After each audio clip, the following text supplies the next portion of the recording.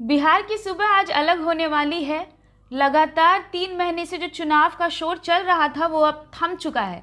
बिहार में नई सरकार का गठन भी हो गया है और नीतीश कुमार ने 7वीं बार मुख्यमंत्री पद की शपथ ले ली है। लेकिन एक कहावत है ना कि हाथी के दांत खाने के कुछ और दिखाने के कुछ और, वही हुआ है। नीतीश कुमार भले ही सिंहासन पर बैठ गए हों, लेकिन प्रशासन और रणनीति बीजेपी तय करेगी। यानी कि अब बीजेपी बड़े भाई की भूमिका में बैठ चुकी है। अमित शाह ने कल ये साफ कर दिया कि भले ही वो बिहार के चुनावी रैलियों में ना हो, लेकिन बिहार पर उनकी कड़ी नज़र है।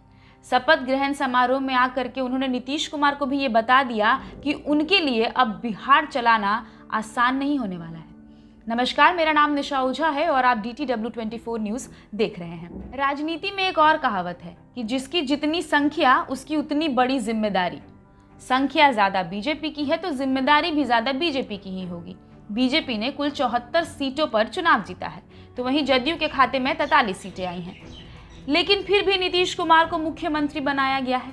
अब ये क्यों किया गया है, ये आने वाले समय में पता चल जाएगा। लेकिन बीजेपी ने यहाँ पर एक और खेल खेला है। उप मुख्यमंत्री के पद के लिए उन्होंने बीजेपी के 2 चेहरे उतार दिए, जिनका किसी को भी एक्सपेक्टेशन नहीं था। सुशील मोदी को यहाँ पर साइड कर दिया गया है। अब ये क्यों किया गया है, ये आपको पता है। सुशील मोदी नीतीश कुमार के बेहद करीबी हैं और इस तरह से इस हिट जोड़ी को यहाँ पर बीजेपी ने तोड़ने का काम किया है। कल सुशील मोदी शपथ ग्रहण समारोह से नदारद रहे, वो नहीं दिखे और जब नीतीश कुमार से इस पर सवाल पूछा गया तो उन्होंने यही कहा कि आप बीजेपी से पूछे सुशील मोदी के बारे में। जिससे एक बात तो स्पष्ट हो गया है कि मुख्यमंत्री का चेहरा भले ही जदयू से, मुख्यमंत्री भले ही नीतीश कुमार बने हों, लेकिन पार्टी के सभी बड़े फैसले यहाँ पर बीजेपी ले रही है। बात विपक्ष की भी करेंगे। विपक्ष ने कल नीतीश के शपथ ग्रहण समारोह को बॉयकॉट किया। बॉयकॉट करने के बाद तमाम बयानबाजी भी हुई, चाहे तेजस्वी यादव की तरफ से हुई हो या फिर आरजेडी के बड़े नेताओं की तरफ से हुई हो। महागठबंधन के हार के बाद शिवानंद तिवारी ने कांग्रेस पर इल्जाम लगाया और ये कहा कि कांग्रेस की खराब नीति के कारण हम चुनाव हारे हैं। इस तरह से तो आप पार्टी नहीं चला सकते हैं भाई। इस तरह से तो आप पार्टी नहीं चला सकते हैं। क्या राहुल गांधी नहीं, आप जो है यहाँ चुनाव हो रहा है, राहुल गांधी जो है प्रियंका जी के साथ जाकर के शिमला में उनके घर पर पिकनिक मना रहे हैं। इस तरह से पार्टी चलती है क्या? आप जो है आरोप तो ये लग सकता है कि भाई कांग्रेस पार्टी जो है जिस ढंग से अपना कारोबार चला रही है उससे भारतीय जनता पार्टी को मदद मिल रही है। राहुल गांधी ने बिहार चुनाव को सीरियस नहीं लिया और आकर के 2-3 रैली करते थे और प्रियंका गांधी तो गायब ही रही। इस वजह से हम चुनाव हार गए। इसमें सवाल उठता है आरजेडी के ऊपर ये कि अगर आपको पता था कि कांग्रेस यहाँ पर वीक पार्टी साबित होने वाली है या फिर वो सीरियस नहीं ले रही है, तो आपको 70 सीटें उनको ऑफर नहीं करनी चाहिए थी। अब चुनाव हार जाने के बाद आप सारा का सारा ब्लेम कांग्रेस के ऊपर लगा रहे हैं। दूसरी तरफ जगदानंद सिंह जो आरजेडी के बड़े नेता हैं, उन्होंने भी कल नीतीश कुमार के शपथ ग्रहण समारोह के समय ये कह दिया कि ये जनादेश के वोट के साथ डकैती तो हुई है, साथ में ये जनादेश का बलात्कार है। धोखाधड़ी से मुख्यमंत्री बन जाते थे, इस बार तो मुख्यमंत्री है ही नहीं है।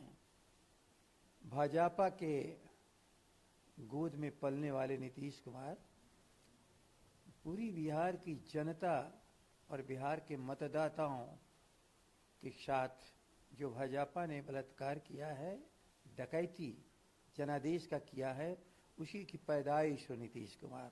इतनी बड़ी बड़ी बयानबाजी चल रही है जो कि जनादेश के साथ कहीं ना कहीं खिलवाड़ है, क्योंकि लोकतंत्र की खूबसूरती इसी में है कि जिस तरीके से जनता ने वोट देकर ये एनडीए को बहुमत दिया है कि आप सरकार बनाइए, उसका आप रिस्पेक्ट करिए। आप शपथ ग्रहण समारोह को बॉयकॉट कर रहे हैं। आप शपथ ग्रहण समारोह के बाद ये ट्वीट कर रहे हैं कि कुर्सी की लालच पर नहीं बल्कि अब जनता के लिए काम करिएगा। तो अब ये सरकार को भी पता है कि अब बिहार में राजनीति करना इतना आसान नहीं होने वाला है। नीतीश कुमार के लिए अब ये और डिफिकल्ट होने वाला है कि वो बिहार में किस तरह से वो बिहार को और 5 साल चलाते हैं। इसलिए क्योंकि अब मुद्दा सिर्फ और सिर्फ जातिवाद तक सीमित नहीं है। अब बिहार में विकास भी चाहिए, शिक्षा की अच्छी नीति भी चाहिए और साथ ही साथ जितने भी युवा हैं जो इस बार के चुनाव में अहम भूमिका निभा रहे थे, उन सभी को बिहार में रोजगार चाहिए, एम्प्लॉयमेंट चाहिए। तो नीतीश कुमार के लिए यानी कि सुशासन बाबू के लिए अब 5 साल का जो शासन है जो वो करेंगे बिहार के ऊपर, वो आसान नहीं होने वाला है। यहाँ पर दिक्कत सिर्फ विपक्ष का नहीं है, विपक्ष तो मजबूत है ही। अगर हम तेजस्वी यादव की बात करें तो इस बार का चुनाव उन्होंने बेहतरीन तरीके से लड़ा है। विपक्ष की मजबूती के साथ साथ चैलेंजेस ये भी है कि यहाँ पर बीजेपी और जदयू अपने ही कोऑर्डिनेशन में फेल होती हुई दिख रही है।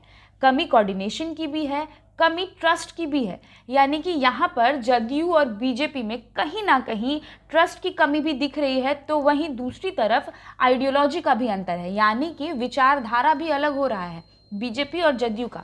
इन तमाम जो तालमेल नहीं खा रहा है, ये तमाम ऐसे मुद्दे जो तालमेल नहीं खा रही है जदयू और बीजेपी के बीच, अब इन सब मुसीबतों के बीच सरकार किस तरह से चलेगी बिहार में, ये देखने वाली बात होगी। यानी कि चुनाव भले ही खत्म हो गया है, लेकिन असली खेल बिहार में अब होगा, जब 5 साल मजबूती से सरकार को बिहार में अच्छा काम करना पड़ेगा और जनता के जनादेश के पालन के साथ साथ जनता के लिए काम भी करना पड़ेगा। बहरहाल इस तरह की तमाम खबरों को देखने के लिए हमारे चैनल के साथ बने रहिए। तब तक के लिए बहुत बहुत शुक्रिया।